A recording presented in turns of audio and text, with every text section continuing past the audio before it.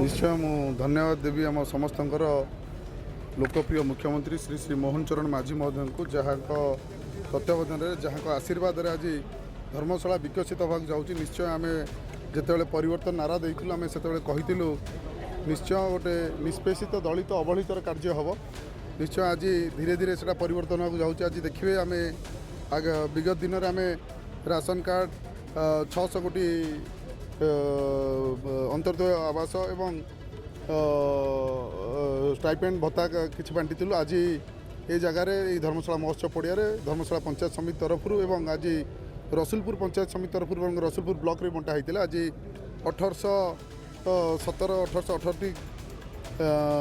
ration card बंटा होती आज 280 आवास बंटा होती जो अंत्योदय आवास बंटा होती राशन एवं आमर भत्ता बंटा होती 280 भत्ता बंटा होती आगू को जो जो लोकंर अच्छी आम आम भत्ता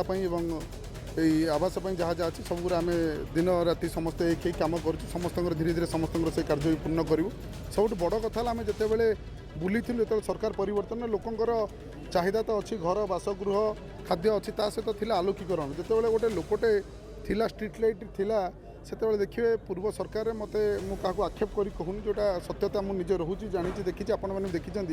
तो स्ट्रीट लाइट लगुला गोटे छोटिया स्ट्रीट लाइट कौटी हुक पकाला भाई लगी जाऊला से 15 दिन पर से स्ट्रीट लाइट 10 दिन पर अवस्था रोना सब बड़ कथा से स्ट्रीट लाइट किए बिल दो पंचायत समिति एवं सरपंच मैंने बिल देवा कुंठित कुंठाबद्ध करुले तेणु आम रखी आम जाजपुर कलेक्टर और अन्य आम समस्त आलोचना करी आम सोलार स्ट्रीट लाइट जोटा लगेबू आम जोटार आलोकीकरण हो पार से इलेक्ट्रिफिकेशन दरकार नहीं से थरे सूर्य किरण पाइले 3 दिन 4 दिन से जली पार आम से हिसाब से प्रथम पर्यायर जो मुख्यमंत्री कहूँ से मुख्यमंत्री खुशी होकर आमको 10 कोटी अनुमोदन करते से 10 कोटी अनुमोदन आम बर्तमान स्ट्रीट लाइट लगे आरंभ करूँ और आमर संकल्प और प्रतिज्ञा धर्मशाला कौन गोटे जगार भी अंधार रही आम से